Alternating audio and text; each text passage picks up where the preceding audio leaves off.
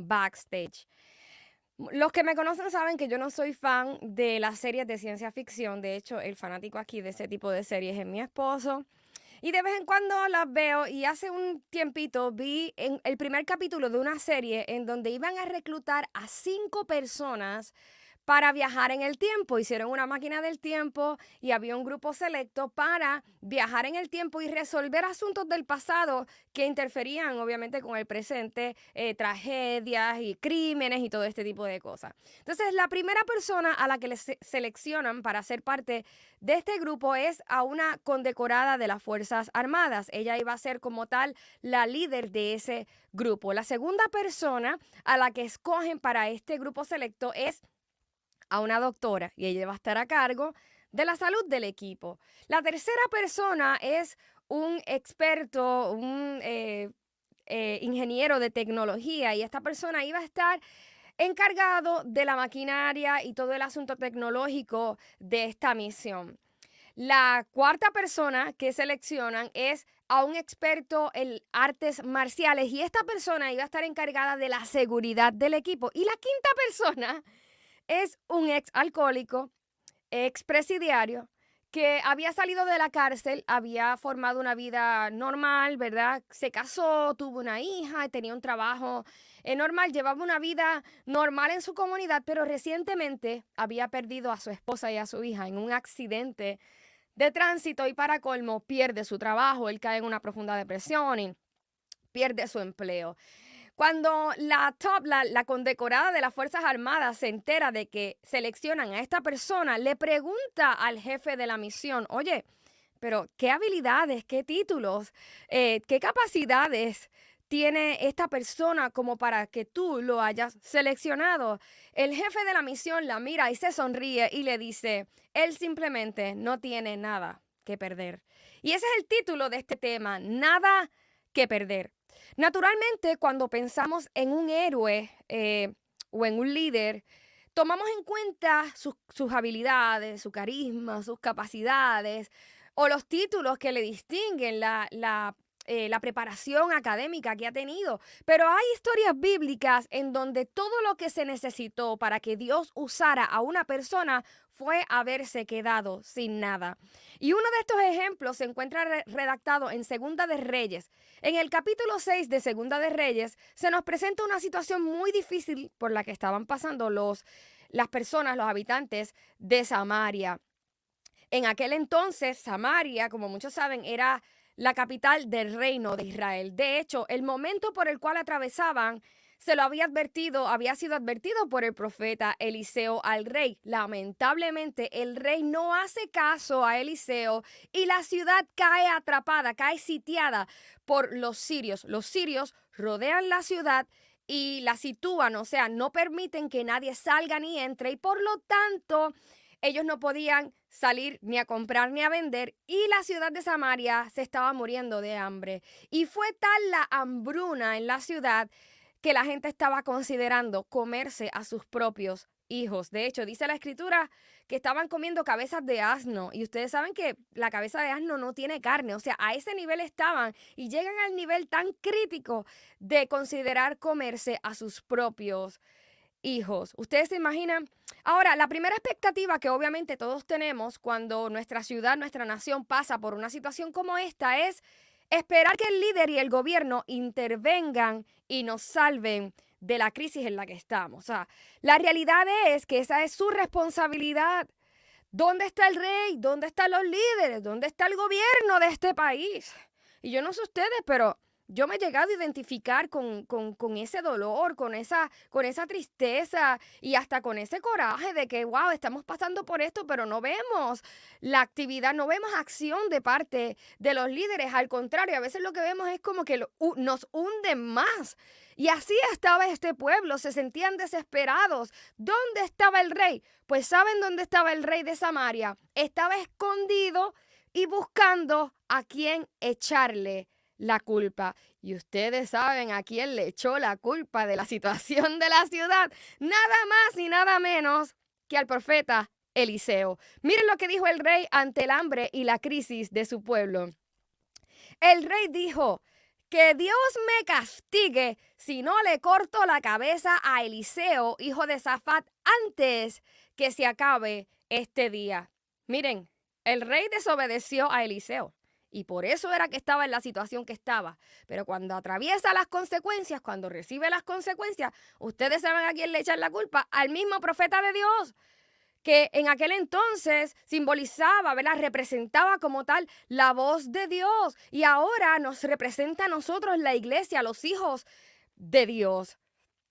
Y no es solo que el rey le echa la culpa, ¿verdad? No es solamente que podemos experimentar eso aún hoy día, ¿verdad? Como a veces las naciones, los pueblos pasan por algo y muchas veces lo que hacen los gobernantes es decir, bueno, el crimen está así por la iglesia, por la inactividad de la iglesia, o por lo que hace la iglesia, o por lo que predica la iglesia es que estamos como estamos. No, esto es culpa de los conservadores, los que creen en Jesús son los culpables de dónde estamos. O sea, no es solamente echarnos la culpa, es que quieren callar la voz de Dios. El rey mandó a matar a Eliseo. Y muchas veces esto es lo que sucede con los gobiernos. Vienen a querer la solución a los problemas es callar la voz de la iglesia y se vuelven contra Dios mismo, haciendo exactamente lo que dice Proverbios 19:3. Miren lo que dice. Hay gente insensata que arruina su vida a ella misma, pero luego le echa la culpa a Dios. Y esto aplica a gobernantes y líderes y a nosotros también como familia. ¿Cuántas veces le echamos la culpa a Dios o a la iglesia de situaciones que nosotros mismos hemos buscado, verdad? Decisiones que hemos tomado que a veces parecen buenas, pero son desatinadas. Decisiones que a veces Dios nos advierte y nosotros como quiera pensamos que sabemos más, o quizás un padre, un amigo nos dice, oye, ¿tú estás seguro de tomar esa decisión? Sí, sí, sí, yo estoy seguro. Luego sufrimos las consecuencias y ¿qué hacemos? Dios no me ama, Dios no está conmigo, me dejó solo. Miren, y muchas veces, si somos honestos, estamos sufriendo las consecuencias de nuestras malas decisiones. Así que hoy es un buen día para reflexionar sobre eso. Miren, ya Dios le había mostrado a Eliseo que el mensajero del rey venía a matarlo y mandó a cerrar la puerta. Y esto me parece impresionante, porque Eliseo pudo haber atajado a este hombre. Y de hecho, pudo haber orado, que un rayo le cayera encima, que Dios hiciera algo con él. Sin embargo, él decide cerrar la puerta a la amenaza. Tenemos que cerrar la puerta a la voz de la amenaza. En lugar de reaccionar ante la amenaza, Eliseo cerró los oídos. Y eso es algo que como creyentes debemos hacer y aprender más. Pausar y orar más y reaccionar menos. Algo que estoy aprendiendo, que es de verdad que se me hace muy difícil, porque cuando uno recibe tanto ataque y tantas amenazas y tanta cosa, lo natural en nosotros es tratar de defendernos. Pero algo que estoy aprendiendo a hacer es que cuando yo veo que ya una conversación se caldea, los ánimos están caldeados y se está tornando agresiva, pauso y corto. Si estoy hablando por teléfono con alguien y yo siento que ya la situación se sale de control, mira, mejor hablamos luego. Pauso, corto. Si alguien está hablando o empezamos a gritar los dos o algo o se está caldeando la conversación, prefiero levantarme e irme a mi cuarto o irme en la casa. Gracias a Dios no me pasa eso mucho, ha pasado una o dos o tres veces, pero quizás estoy con una persona comiendo o algo y pasa algo, yo prefiero irme y decir, mejor hablamos luego. Y esto para muchos puede sonar a cobardía, pero la realidad es que puede ser muchas veces la decisión más sabia y prudente que podamos tomar. Cuando Eliseo cerró la puerta a la amenaza, se estaba dando espacio a sí mismo para pensar antes de reaccionar. Pero también le dio espacio a la otra persona, al mensajero, de pensar y reaccionar. Y ustedes saben lo que ocurrió, que al final el mensajero bajó la intensidad. Él bajó la intensidad. En lugar de tratar de romper la puerta para matar a Eliseo, reflexionó. Y dice la escritura que ya ahí, frente a la puerta y recostado de la puerta, él le dice a Eliseo, Eliseo, Dios nos está castigando. ¿Qué más podemos esperar de Él? ¿Qué es lo que Él va a hacer de nosotros? El hombre vino a matar, pero terminó haciéndose vulnerable delante del profeta, porque el profeta fue sabio en cerrar la puerta a la amenaza, en cortar la conversación caldeada, en no dejar que los ánimos subieran, que las aguas subieran y dar tiempo a que bajaran. Y me parece tan hermosa la actitud de Eliseo, porque Eliseo bajó también su intensidad y en lugar de maldecir, le bendice. Miren lo que dice en Segunda de Reyes 7:1. Escuchen el mensaje del Señor. El Señor dice, mañana a estas horas, a la entrada de la ciudad, podrán comprar 3 kilos de harina fina por tan solo 1 moneda de plata y 6 kilos de cebada por el mismo precio. Miren, esto es lo que se produce con el arrepentimiento. El mensajero venía a matar y a destruir, pero se retracta. En lugar de eso, clama por misericordia, por una respuesta de Dios. Y Eliseo es movido a misericordia. Y a veces como iglesia tenemos que aprender de Eliseo esto mismo. Fíjense que Eliseo no abrió la puerta de inmediato y no profirió ni bendición ni maldición sobre el reino. Él esperó, él pausó a ver cuál era la respuesta del mensajero. Y a veces vienen líderes, gobernantes, personas a la iglesia a tratar de exigir algo de la iglesia y nosotros tenemos que tener ese mismo cuidado. Hay veces que vienen gobernantes en tiempos de elecciones a exigir la atención de la iglesia, a exigir la atención del pueblo y tenemos que tener mucho cuidado porque Eliseo fue cuidadoso en cerrar la puerta a tiempo. Él no dejó que el gobierno se metiera en las decisiones de fe. Y eso en las decisiones de fe, de creencias de la iglesia, de dentro, del núcleo de los hijos de Dios. Y él esperó el tiempo oportuno para hablarle. Y a veces tenemos que tener cuidado con eso, amados hermanos. Yo siempre lo repito y muchas personas a veces se molestan conmigo, pero tengo que decirlo, tenemos que ser sabios. Miren que él esperó el tiempo a que el mensajero bajara y tuviera la actitud correcta ante la palabra de Dios. Él no se puso a bendecir ahí, no, por cuanto tú vienes del rey, yo te tengo que bendecir y decir que Dios te va a prosperar. No le dio palabras de prosperidad antes de esperar por arrepentimiento. Y Dios hoy nos emplaza a hacer lo mismo. Esperen, no den palabras mías a la ligera, no den promesas mías a la ligera, porque de esto depende que ustedes sean exaltados o queden en vergüenza. Ahora, miren lo que sucede. Miren cómo responde el mensajero del rey. En Segunda de Reyes 7, del 2 al 3, miren lo que dice. Entonces, el oficial ayudante del rey le contestó al hombre de Dios. Esto no ocurriría ni aunque el Señor abriera las ventanas de los cielos. Eliseo le dijo, lo verás con tus propios ojos, pero no podrás comer nada.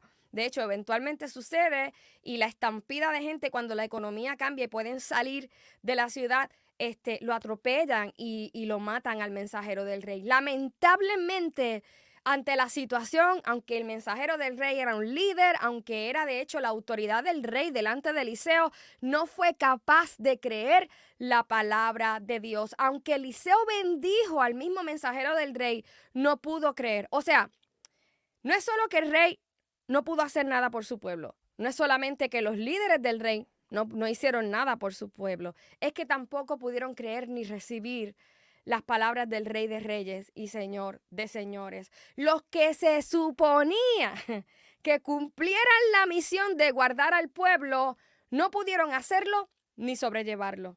¿Y quiénes lo hicieron? Esa es la pregunta y eso es a lo que quiero llegar hoy.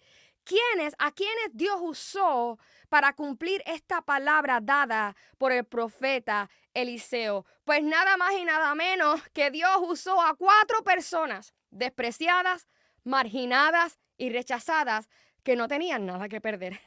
Yo estoy convencida que de la misma manera Dios está por hacer grandes cosas con personas que no tienen nada que perder, que lo han perdido todo, que sienten inclusive que Dios los ha desechado. A lo mejor hay personas que hoy me están escuchando que dicen, bueno, ya conmigo Dios no tiene planes, ya no tiene nada que hacer. Pero mira, yo te digo no, porque la Biblia nos relata un evento como este en donde Dios usa precisamente a personas que ya no tenían nada, que a lo mejor se sentían rechazados hasta por Dios mismo. ¿Por qué?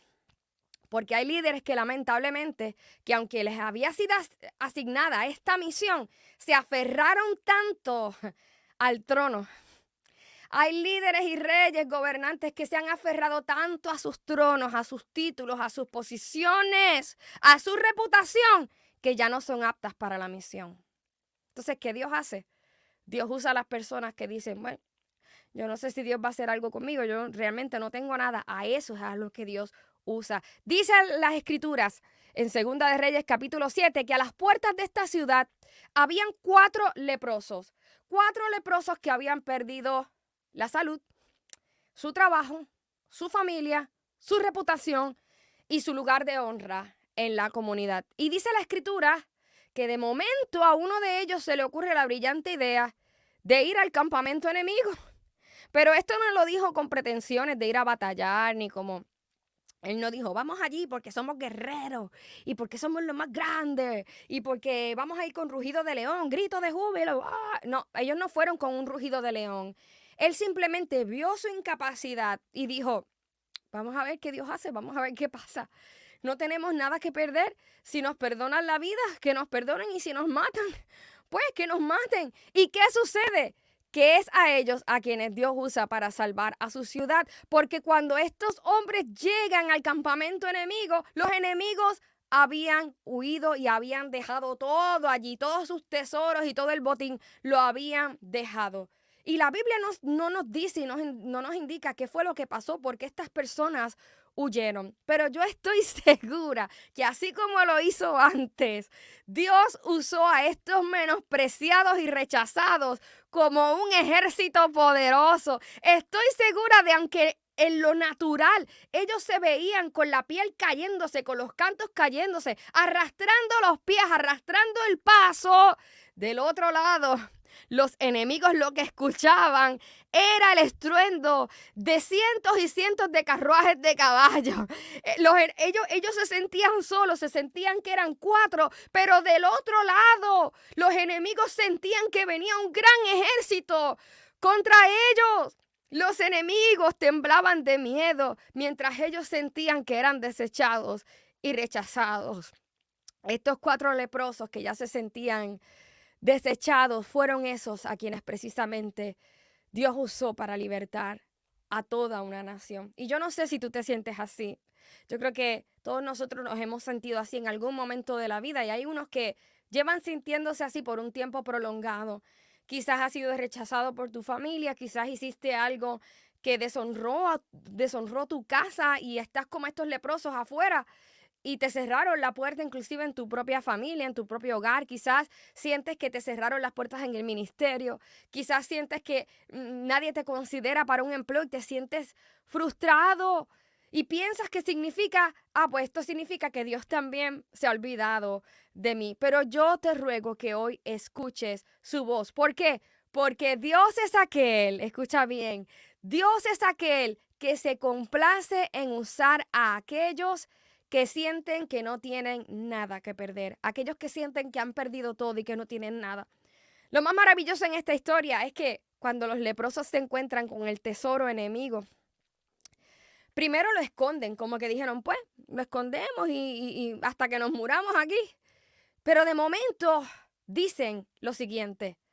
Entonces se dijeron unos a otros, no estamos actuando bien. Hoy es un día de buenas noticias y nosotros guardamos silencio. Si esperamos hasta el amanecer, se descubrirá que somos culpables. Entremos ahora al palacio y demos aviso. Amados hermanos, miren qué glorioso. El poder de las buenas noticias supera el poder de las malas experiencias. Estos leprosos vivían mucho tiempo con los efectos del maltrato, del abuso, del menosprecio. Seguramente si ellos pensaban en su vida, lo que pensaban era en desgracia, en malas experiencias, en malas miradas, en palabras denigrantes, degradantes contra ellos. Sin embargo, cuando se encuentran con la buena noticia transforma esas malas experiencias. En lugar de vengarse, en lugar de retenerlo, deciden compartirlos con sus hermanos en la ciudad. ¿Por qué? Porque el poder de la buena noticia apela a un corazón perdonador y compasivo. ¿Por qué Dios usó finalmente a estos hombres? porque ellos lo habían perdido todo, menos el corazón. Cuando ellos expusieron su corazón a la buena noticia, respondieron perdonando y siendo compasivos. Respondieron positivamente a la voluntad de Dios. Tristemente hay gente que tienen todo, tienen todos los títulos, tienen todos los recursos, tienen todas las habilidades, tienen todas las capacidades, todos los talentos, pero han perdido el corazón. Mientras tanto, hay otras personas que quizás piensan que no tienen nada, pero todavía mantienen un corazón sensible. Mantienen un corazón sensible a la buena noticia del Evangelio de Jesucristo. Se mantienen creyendo en la palabra de Dios a pesar de que sienten que lo han perdido todo. Mantienen un corazón sensible y enseñable. Un corazón que recibe la buena noticia y se dispone a compadecerse, a tener compasión de los demás. Así que hoy te ruego, no te afanes por alcanzar el estatus del rey. No te afanes por alcanzar la autoridad de sus mensajeros. Es más, ni siquiera te afanes, ni te preocupes por ganarte la fama del profeta como Eliseo. Más bien procura tener y mantener un corazón sensible al amor de Jesús y a la buena noticia del Evangelio. Mantén un corazón perdonador y compasivo, y Dios será fiel en ser escudo alrededor de ti, en ser tu gloria y aquel que levante tu cabeza aun cuando sientas que no tienes nada que perder. Padre, gracias por tu palabra. Nos regocijamos en la buena noticia del Evangelio. Yo te pido que así como hiciste con estos leprosos, hagas con aquellos que me escuchan, que vienen de un lugar de rechazo, de menosprecio, de maltrato. Aquellos que vienen y han escuchado este mensaje, que sienten que todas las puertas se han cerrado, pero hoy reciben la buena noticia de tu salvación y de tu misericordia, de tu favor, Señor. Que tú apeles a sus corazones, que tú transformes sus heridas en compasión. Que tú transformes, Señor, todos esos pensamientos negativos y del pasado, que tú los transformes precisamente en un testimonio para que otros también puedan recibir lo que ellos hoy reciben, Señor. Definitivamente que tu amor y tu evangelio superan nuestro pasado, superan nuestras malas noticias, y hoy queremos responder a ti con humildad de corazón, tal y como hicieron estos 4 leprosos. Gracias, porque aunque otros no nos ven, tú nos has visto. Aunque podemos ser desechados por otros, Señor, tú eres fiel para usar aún lo que nosotros pensamos que es inservible en nosotros. Te glorificamos y te damos todas las gracias y el honor en el nombre de Jesús. Amén. Te ha hablado Lorel Quiles y yo te espero en la próxima edición de Adoración Backstage.